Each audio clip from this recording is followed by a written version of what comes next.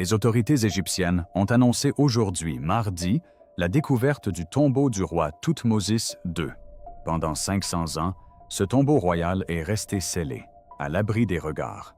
Aucun bruit de pas, aucune lumière, aucun air n'y circulait. Lorsque les archéologues l'ont enfin ouvert, ils s'attendaient à découvrir l'histoire et des trésors. Mais un événement étrange les a contraints à s'arrêter net et à le refermer. Quelle force pouvait bien être si puissante que même les experts modernes ont préféré s'en éloigner? Rejoignez-nous pour le découvrir. Un tombeau royal, scellé pendant 500 ans. Pendant plus de 500 ans, un tombeau royal a reposé en silence sous des couches de terre et de pierre. Le temps a passé au-dessus, tandis que des royaumes s'élevaient et s'effondraient, que des guerres étaient menées et que de nouvelles villes surgissaient. Pourtant, sous terre, rien ne bougeait. L'air restait emprisonné. L'obscurité demeurait totale. Ce tombeau n'était pas seulement ancien. Il était intact, protégé par la crainte, le respect et des ordres royaux stricts interdisant d'y toucher. Beaucoup pensaient qu'il valait mieux le laisser tranquille, non pas à cause de monstres ou de magie, mais parce qu'il recelait une histoire puissante que l'histoire avait choisi d'oublier. Le tombeau appartenait à un souverain dont le nom s'est peu à peu effacé de la mémoire collective. Jadis, cette figure royale inspirait la crainte, l'admiration et l'obéissance. Son règne s'exprimait à une époque où le pouvoir se manifestait par l'or, la pierre et le silence. À la mort du souverain, ses funérailles furent réalisées avec le plus grand soin. Des ouvriers qualifiés scellèrent le tombeau à l'aide de lourdes pierres et de méthodes secrètes censées le préserver à jamais. Des gardes furent postés aux alentours pendant des années. Les générations suivantes reçurent seulement l'interdiction de l'ouvrir. Avec le temps, la raison de cet avertissement s'estompa, mais la règle demeura en vigueur. Au fil des siècles, les légendes ont remplacé les faits. Certains disaient que le tombeau recelait des trésors rares. D'autres murmuraient qu'il y avait quelque chose d'inachevé, d'étrange ou de dangereux à l'intérieur. Les anciens transmettaient discrètement des avertissements aux plus jeunes, leur disant que le tombeau n'était pas fait pour les mains curieuses. Pourtant, la curiosité ne meurt jamais vraiment. Des historiens ont épluché d'anciens documents et découvert des mentions du tombeau, enfouis dans des textes oubliés. Des archéologues ont étudié le terrain et constaté que ce lieu n'avait jamais été exploré avec des outils modernes. Peu à peu, l'idée d'ouvrir le tombeau a refait surface. Les experts ont expliqué que cette découverte pourrait bouleverser notre compréhension de la vie royale d'autrefois. Le tombeau datait d'une période historique dont certaines pages restent obscures. Les objets qu'il contenait pouvaient expliquer le mode de vie des souverains, leurs rites funéraires et leur conception de la mort. Après de nombreuses discussions, les autorisations furent accordées et des plans minutieux furent élaborés. Des caméras, du matériel de sécurité et des spécialistes ont été mobilisés. Tout s'est déroulé dans le calme et le respect. Personne n'a été pressé, car chacun comprenait qu'il assistait à un moment figé depuis 5 siècles. Alors que l'équipe se préparait, les émotions étaient vives. Certains ressentaient de l'excitation, d'autres une peur sourde. Se tenir devant un tombeau royal scellé, ce n'est pas comme ouvrir une boîte. C'est comme frapper à la porte de l'histoire sans savoir qui ou quoi ouvrira. La dalle de pierre n'avait pas été touchée depuis sa pose. Le moindre mouvement pouvait modifier à jamais l'atmosphère intérieure. Les scientifiques expliquaient qu'une fois ouverte, la tombe ne pourrait jamais retrouver son état initial. Les premiers signes de sa présence étaient des marques au sol et des pierres soigneusement disposées. Ces aménagements n'étaient pas le fruit du hasard. Ils témoignaient d'une planification, d'une puissance et d'une intention. À mesure que les ouvriers retiraient des couches de terre, la forme de l'entrée se dessinait peu à peu. Plus ils s'enfonçaient, plus le site devenait silencieux. Les conversations se firent plus discrètes. Les mouvements ralentirent. Chacun ressentait le poids du moment. Il ne s'agissait pas seulement de découverte, mais aussi de responsabilité. Ouvrir le tombeau, c'était réveiller quelque chose d'ancien, non pas de façon effrayante, mais de façon significative. c'était permettre au passé de respirer à nouveau après des siècles de silence. L'équipe savait qu'une fois le sceau brisé, l'histoire ne serait plus endormie. Ce qui se trouvait à l'intérieur allait bientôt faire partie du présent, et il n'y aurait plus de retour en arrière. Lorsque les outils touchèrent la dernière couche de pierre, l'air devint lourd. Les caméras tournaient, les mains tremblaient légèrement. Le tombeau resté scellé pendant plus de 500 ans était enfin sur le point de révéler sa vérité.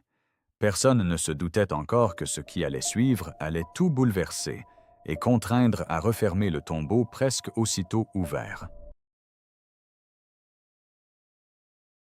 Pourquoi les archéologues ont-ils finalement brisé le sceau? Cette décision n'a pas été prise à la légère. Elle est le fruit d'années de débats discrets, de recherches approfondies et de la pression exercée par des historiens convaincus que ce tombeau recelait des réponses introuvables ailleurs. De vieilles cartes, des archives royales et de fragiles notes manuscrites désignaient toutes le même lieu. Elles évoquaient une inhumation secrète, régie par des règles inhabituelles, en rupture avec les traditions royales de l'époque. Cette seule différence a incité les experts à approfondir leurs recherches. Les archéologues expliquent que ce souverain a vécu durant une période trouble, marquée par une instabilité politique et une méfiance généralisée. De nombreux documents de cette époque ont été détruits, perdus ou n'ont jamais été écrits. De ce fait, une grande partie de l'histoire semble incomplète, comme un récit auquel il manque les pages centrales. Le tombeau, encore scellé et intact, offrait une occasion unique de combler ces lacunes. Il pouvait contenir des objets, des symboles ou des motifs expliquant la vision du monde de ce souverain et la manière dont il souhaitait qu'on se souvienne de lui. Les technologies modernes ont également joué un rôle. Les experts estimaient disposer désormais des outils nécessaires pour ouvrir le tombeau en toute sécurité sans endommager son contenu. Un équipement spécial permettrait de contrôler la circulation de l'air, la lumière et la température. De minuscules caméras permettraient d'observer l'intérieur des petites ouvertures avant l'entrée complète. Les scientifiques étaient plus confiants que jamais. Ils étaient convaincus qu'avec suffisamment de précautions, ils pourraient protéger à la fois le tombeau et eux-mêmes. Cette conviction a peu à peu vaincu la peur qui avait maintenu le tombeau fermé pendant des siècles. Pourtant, tout le monde n'était pas d'accord. Certaines communautés locales étaient mal à l'aise. Depuis des générations, elles vivaient près du tombeau, le traitant avec respect et distance. Pour eux, ce n'était pas qu'un simple site historique. Il faisait partie intégrante de leur identité et de leur mémoire. Les anciens les avaient avertis que le déranger pourrait leur attirer des ennuis. Non par magie, mais parce que cela aurait rompu une promesse faite il y a longtemps. Ils croyaient que certaines choses devaient rester enfouies. Les autorités ont écouté, mais l'histoire avance souvent, même quand c'est difficile. Des accords ont été conclus pour tout documenter minutieusement et pour interrompre immédiatement les fouilles en cas de doute. L'équipe de fouilles a promis transparence et respect. Elle a assuré à tous que le but était la connaissance et non la recherche de trésors. Rien ne serait pris à la légère et rien ne serait précipité. À l'approche du jour J, l'équipe a revu chaque étape minutieusement. Des experts médicaux étaient prêts à intervenir en cas de présence de gaz nocifs ou de bactéries anciennes. Les spécialistes de la conservation ont préparé des matériaux pour protéger les objets fragiles. Chacun était conscient de l'importance de la tâche. Il ne s'agissait pas de gloire ni de faire les gros titres. Il s'agissait de raviver un moment enfoui depuis plus longtemps que la mémoire des vivants. Lorsque l'approbation finale est arrivée, le silence régnait, loin de toute célébration. Pas d'applaudissements, seulement des respirations profondes et des visages concentrés. Le tombeau avait attendu 500 ans. Un jour de plus ne lui ferait ni chaud ni froid. Cette pensée accompagna l'équipe lors de son retour sur les lieux. Debout devant l'entrée scellée, beaucoup éprouvaient un étrange mélange de fierté et de nervosité. Ils s'apprêtaient à accomplir un acte inédit depuis la mise en terre du souverain. Les pierres qui se dressaient devant eux avaient été posées par des mains disparues depuis longtemps, pour des raisons encore obscures. Le passé et le présent semblaient intimement liés, presque palpables.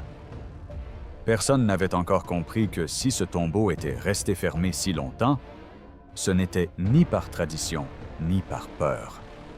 C'était quelque chose qui se cachait à l'intérieur, quelque chose qui allait bientôt obliger tout le monde à s'arrêter, à prendre du recul et à se demander si son ouverture avait jamais été le bon choix.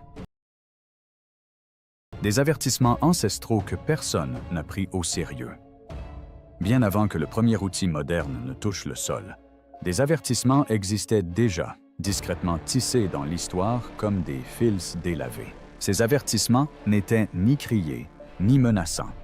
Ils se manifestaient discrètement dans des écrits anciens, des rouleaux abîmés et des notes royales à demi perdues que la plupart des gens ignoraient. Nombre de ces documents étaient rédigés dans un langage mesuré, exhortant les générations futures à la retenue. Ils parlaient de règles, non de peur, de responsabilité, non de punition. Pourtant, avec le temps, à mesure que les souvenirs s'estompaient, ces messages furent perçus comme des symboles plutôt que comme des instructions. Certains historiens expliquèrent plus tard que le souverain inhumé avait vécu une époque tendue et fragile. La confiance était rare, et le danger venait souvent de l'intérieur, même des murs royaux. Les décisions étaient prises rapidement, et les erreurs entraînaient de lourdes conséquences. C'est pourquoi les sépultures royales servaient parfois non seulement à honorer les morts, mais aussi à protéger les vivants.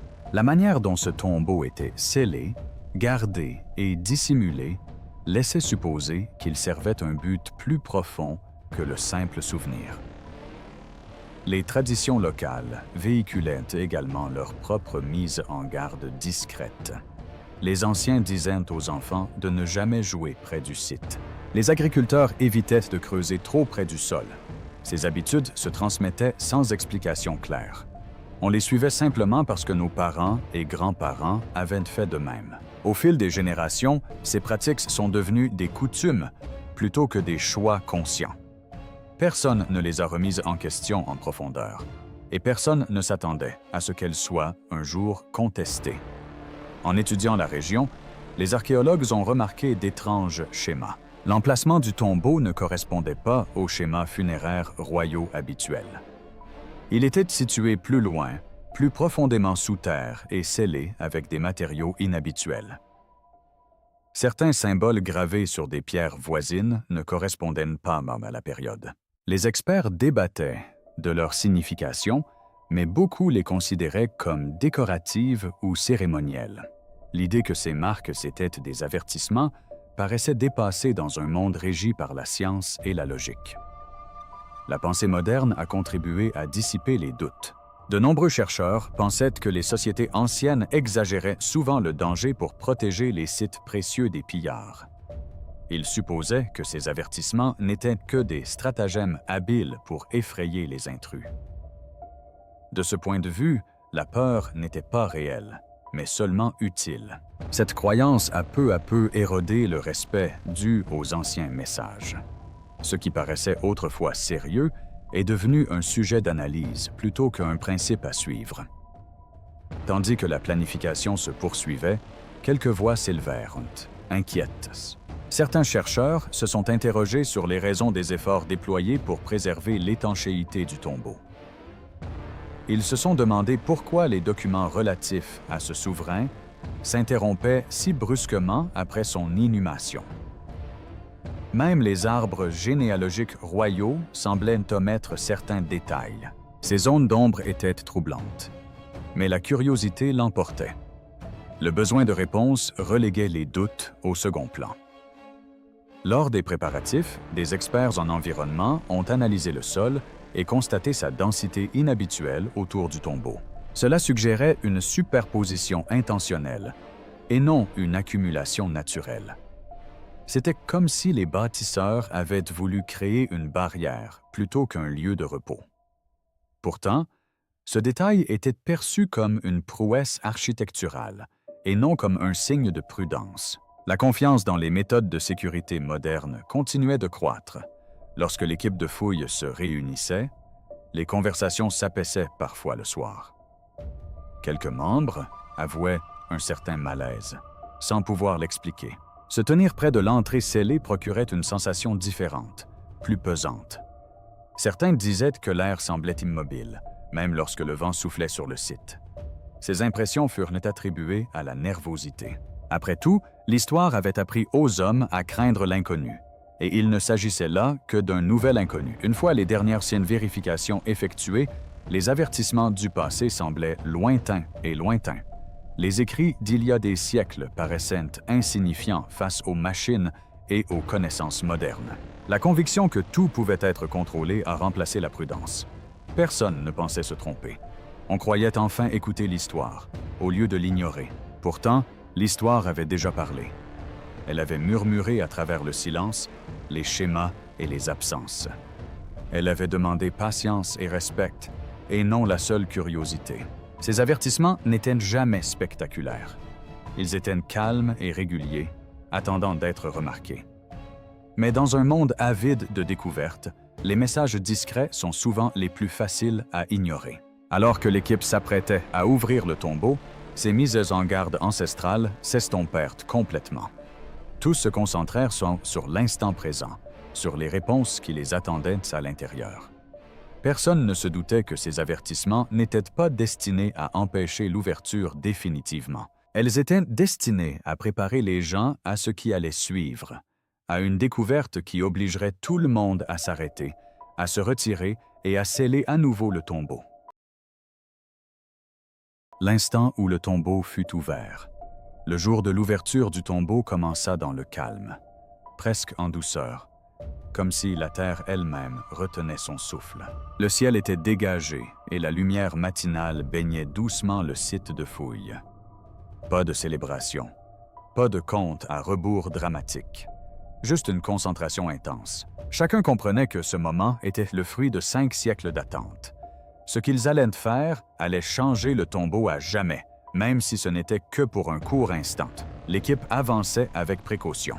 Les outils étaient vérifiés à maintes reprises. Des caméras étaient placées sous différents angles pour immortaliser chaque détail.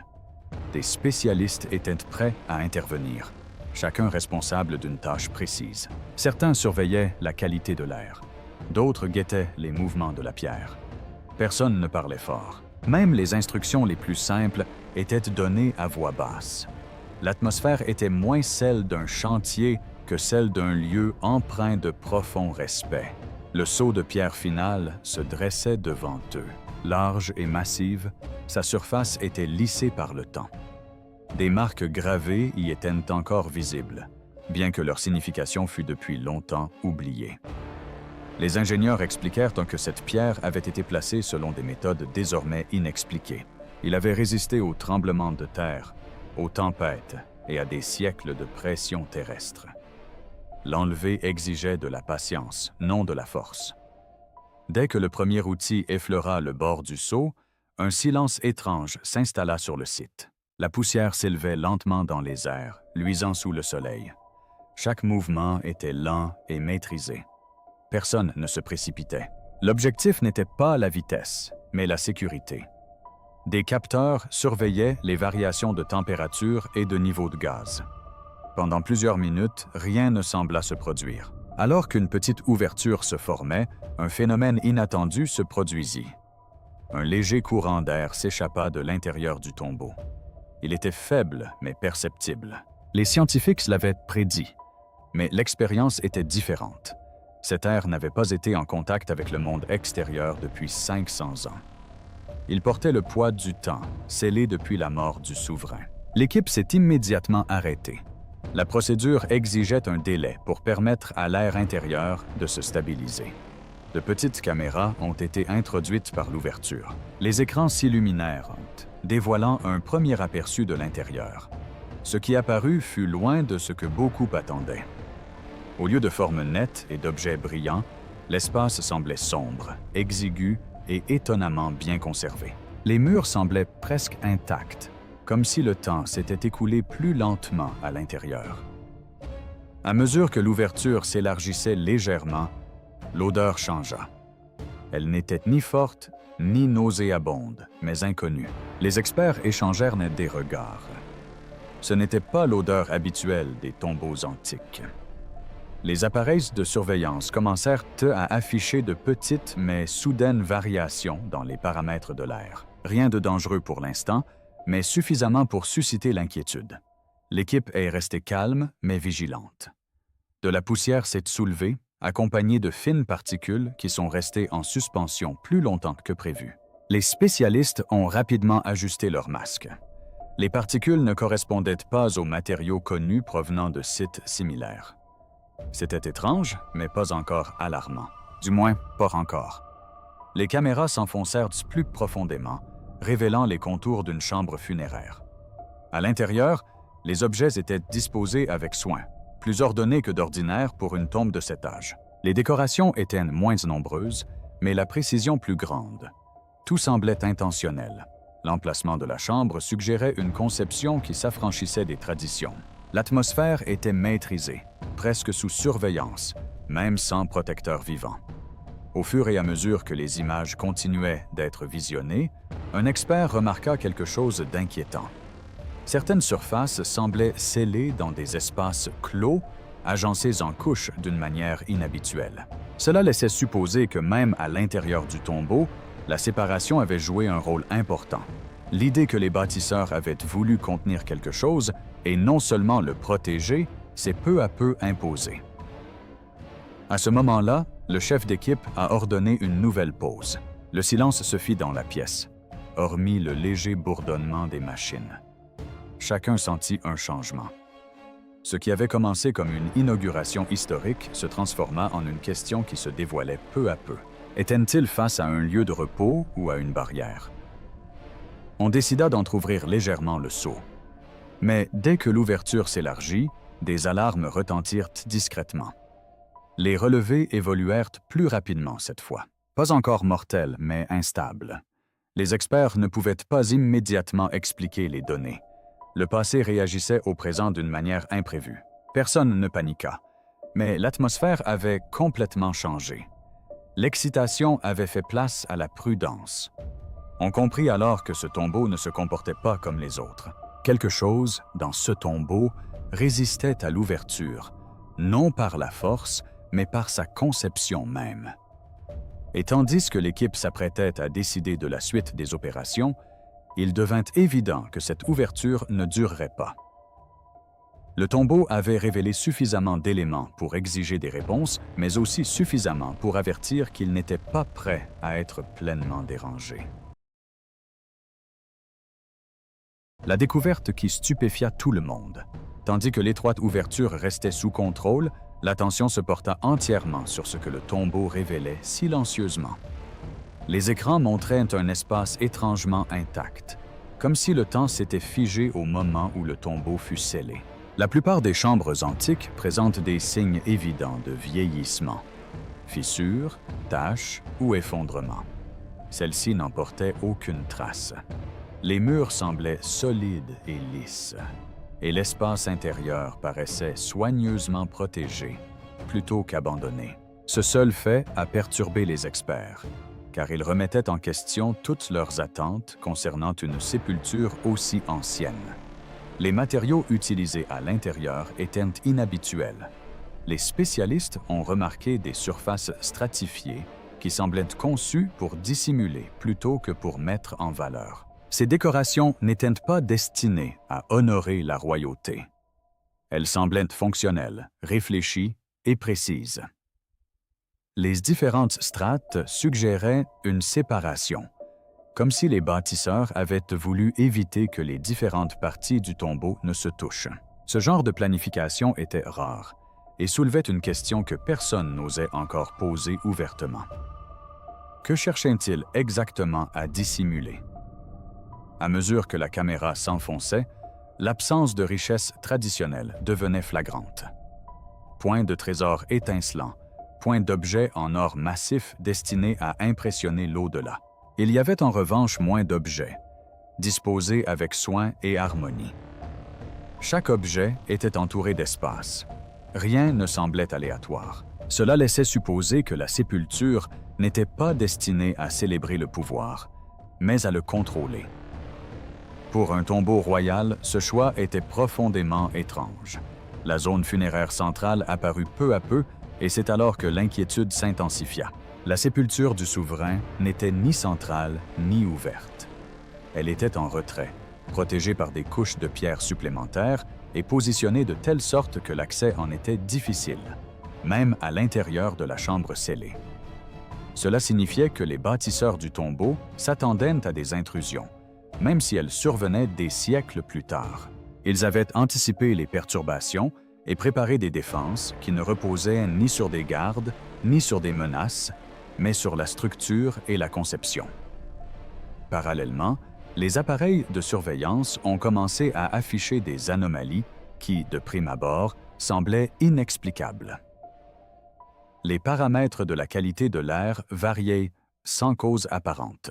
Les niveaux se stabilisaient, puis changeaient à nouveau quelques instants plus tard. Il ne s'agissait pas des variations lentes attendues d'un espace scellé antique. L'environnement à l'intérieur du tombeau semblait réagir au monde extérieur. Les ingénieurs ont revérifié les capteurs, s'attendant à une erreur. Aucune n'a été constatée. De fines particules ont continué à s'échapper par l'ouverture. Un examen plus approfondi a révélé que ces particules ne se comportaient pas comme de la poussière ordinaire. Elles restaient en suspension plus longtemps et se déplaçaient différemment dans l'air. Certains experts pensent qu'elles faisaient partie d'un procédé de scellement contrôlé, libéré uniquement lorsque le tombeau était perturbé. Si cela s'avérait vrai, cela signifiait que les bâtisseurs s'attendaient à un contact futur et avaient conçu le tombeau pour qu'il puisse réagir et non s'effondrer. Cette prise de conscience changea tout. Le tombeau n'était plus perçu comme un simple lieu de repos passif. Elle restait active à sa manière, même après 500 ans. Les bâtisseurs n'avaient pas simplement scellé le passé. Ils avaient créé un système conçu pour résister au temps et aux perturbations. Cela laissait supposer une compréhension approfondie, non seulement de la construction, mais aussi du confinement à long terme. La tension monta sur le chantier. On baissa les voix. Les décisions se firent plus rares. L'équipe comprit qu'elle était confrontée à une situation qui ne pouvait être traitée comme une fouille classique. Le risque n'était ni spectaculaire ni évident, mais insidieux et inconnu. Cela rendait la situation plus dangereuse. Des spécialistes médicaux ont averti que des matériaux anciens pouvaient affecter le corps humain de manière inattendue, surtout après des siècles d'isolement. Même sans dommages immédiats, les effets à long terme étaient impossibles à prévoir. Un expert de haut niveau a souligné un autre détail troublant. La structure de la chambre interne suggérait un équilibre. La température, la pression et la composition de l'air semblaient avoir été soigneusement maintenues au fil du temps. Ouvrir davantage le tombeau risquait de rompre définitivement cet équilibre. En cas de défaillance du système, ce que le tombeau était censé contenir ou protéger pouvait être perdu, endommagé ou libéré de manière incontrôlable. L'atmosphère passa de la curiosité à la responsabilité.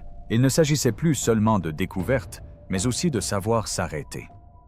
L'enthousiasme qui anime souvent l'archéologie était désormais contrebalancé par la retenue. Le chef d'équipe a écouté attentivement chaque préoccupation, a réexaminé les données et a pris une décision guidée par le respect et non par la peur.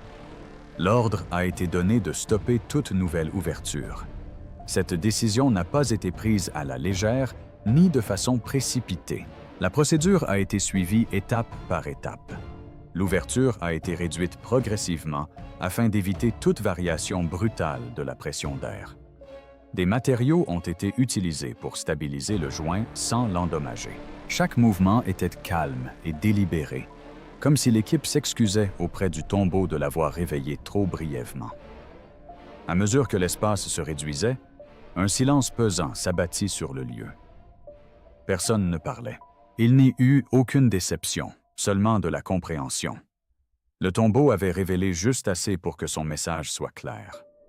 il ne refuserait pas éternellement d'être découvert. Cela exigeait de la patience. Des analyses ultérieures ont décrit ce moment comme profondément troublant, non pas à cause de ce qui était vu, mais à cause de ce qu'il suggérait.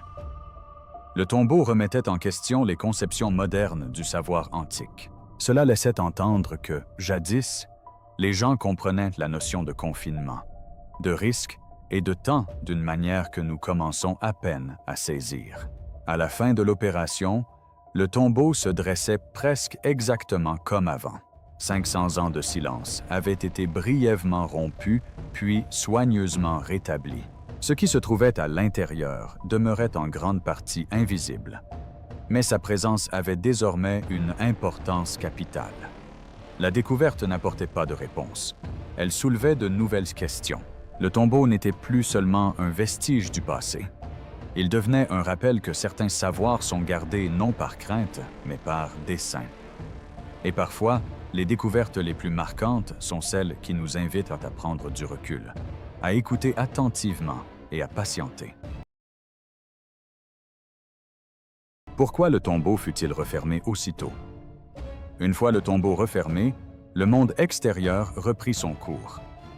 Mais l'histoire contenue dans cet espace scellé ne s'est pas effacée. La nouvelle de la fermeture soudaine s'est répandue comme une traînée de poudre, mais les détails restaient rares. Les autorités ont publié des communiqués prudents, peu explicites, mais laissant transparaître leur inquiétude.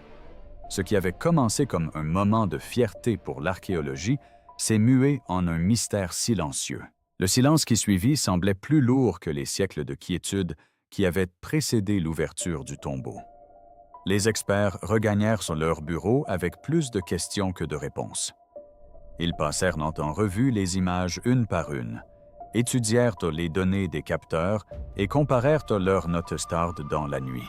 Rien de ce qu'ils observèrent ne correspondait au schéma connu des autres tombeaux royaux. La structure, les matériaux et l'environnement intérieur témoignaient d'une planification délibérée, bien au-delà des traditions. Il ne s'agissait pas d'une simple sépulture destinée à honorer un souverain. On avait l'impression d'un système conçu pour contrôler, protéger ou isoler quelque chose d'important. Les historiens ont relu d'anciens documents avec un regard neuf. Des détails autrefois ignorés semblaient désormais significatifs. Des lacunes dans la chronologie, des changements soudains de dirigeants et l'absence de toute mention du souverain après sa mort ont particulièrement attiré l'attention. Il est devenu évident qu'il ne s'agissait pas d'oubli. Il avait été effacé. Il y a longtemps, quelqu'un avait choisi d'effacer des pans de l'histoire, peut-être pour éviter les questions ou la peur. La tombe n'avait pas été cachée par hasard. Elle avait été placée là où on pouvait la laisser tranquille. Les scientifiques se sont intéressés aux particules inhabituelles libérées lors de l'ouverture. Les analyses ont été menées lentement et avec précaution. Les résultats n'ont révélé aucun danger immédiat, mais n'ont pas permis d'expliquer pleinement leur rôle. Certains pensaient que ces particules faisaient partie d'un système d'étanchéité conçu pour réagir au moindre choc. D'autres estimaient qu'elles contribuaient à la préservation de la chambre intérieure. Quoi qu'il en soit, cette découverte a démontré que les bâtisseurs de l'Antiquité maîtrisaient la chimie et les techniques de confinement bien mieux qu'on ne le croyait. La décision de sceller à nouveau le tombeau a fait l'objet de débats publics et privés. Certains estimaient que la peur entravait les progrès, tandis que d'autres pensaient que la sagesse était à être intervenue au moment opportun. L'archéologie consiste souvent à exhumer le passé, mais elle implique aussi des responsabilités. Une fois un site ouvert, il est irréversible. L'équipe avait opté pour la prudence, et beaucoup s'accordèrent à dire, en silence, que c'était le bon choix. Les communautés locales éprouvèrent un étrange sentiment de soulagement. Pendant des générations, elles avaient vécu avec respect près du tombeau scellé. Le voir refermé fut pour elles comme une promesse tenue. Les anciens parlaient peu, mais leur calme en disait long. Pour eux, le tombeau avait toujours été bien plus qu'une simple pierre dans l'histoire. Il leur rappelait que tout n'appartient pas au présent. Pourtant, le mystère persistait. Des universités demandèrent l'accès aux données. Des experts indépendants proposèrent des hypothèses. Certains pensaient que le tombeau recelait des preuves d'une maladie scellée pour protéger autrui. D'autres suggéraient qu'il servait à dissimuler des connaissances jugées dangereuses ou perturbatrices. Quelques-uns croyaient même que le souverain lui-même était à l'origine de ces précautions, peut-être enterré dans des conditions particulières pour éviter toute perturbation. Aucune de ces hypothèses ne put être prouvée, mais toutes furent prises au sérieux. Finalement, les progrès technologiques continuèrent de faire émerger la question de la possibilité d'ouvrir à nouveau le tombeau un jour. De nouvelles méthodes permettraient d'approfondir l'étude du tombeau sans briser davantage le sceau. Les examens à distance, les capteurs de pointe et les outils non invasifs ont suscité l'espoir. Mais pour l'instant, les autorités s'accordaient à dire qu'il fallait prendre son temps.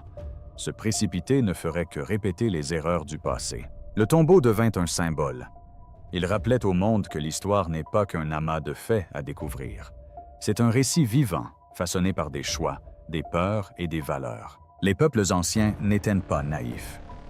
Ils planifiaient, prévoyaient et se protégeaient d'une manière que nous apprenons encore à comprendre. L'idée d'un passé simple ne tient plus. Pour les archéologues impliqués, l'expérience a été marquante. Nombre d'entre eux ont décrit un impact émotionnel durable. Se tenir au bord d'un site si soigneusement dissimulé change notre perception de la découverte. Elle enseigne l'humilité. Elle montre que le savoir ne s'acquiert pas toujours d'un coup. Parfois, il faut le gagner lentement, avec patience et respect. Et l'intérêt du public demeurait vif, mais l'absence de réponse claire ne fit qu'attiser la curiosité. On se demandait ce qui pouvait être si important pour rester scellé pendant 5 siècles et résister encore à l'épreuve du temps. La brève ouverture du tombeau fut perçue à la fois comme un avertissement et une invitation. Un rappel que le passé s'exprime en silence et qu'il vaut mieux l'écouter que de le forcer à se manifester. Au fil des années, le site s'est resté protégé. Aucune nouvelle ouverture n'a été programmée. Le tombeau retombait dans l'obscurité, inchangé à l'extérieur, mais désormais connu du grand public. Son histoire était entrée dans le monde, même si son contenu restait inconnu. Les érudits poursuivaient leurs recherches, leurs débats et leurs préparatifs, sachant qu'un jour, le moment propice viendrait. Jusque-là, le tombeau royal demeure tel qu'il a toujours été, scellé, silencieux et vigilant. Il recèle un enseignement qui dépasse le cadre de l'archéologie. Certaines portes, une fois ouvertes, exigent l'humilité plutôt que le triomphe. Certains secrets perdurent, non pas parce qu'ils sont cachés, mais parce qu'ils attendent une compréhension suffisamment profonde pour les appréhender. Que pensez-vous de la fermeture soudaine de ce tombeau royal? Était-ce un avertissement du passé ou un secret trop dangereux pour être révélé? Que cette histoire nous rappelle que certains mystères méritent d'être abordés avec prudence. Partagez vos réflexions et entretenez votre curiosité.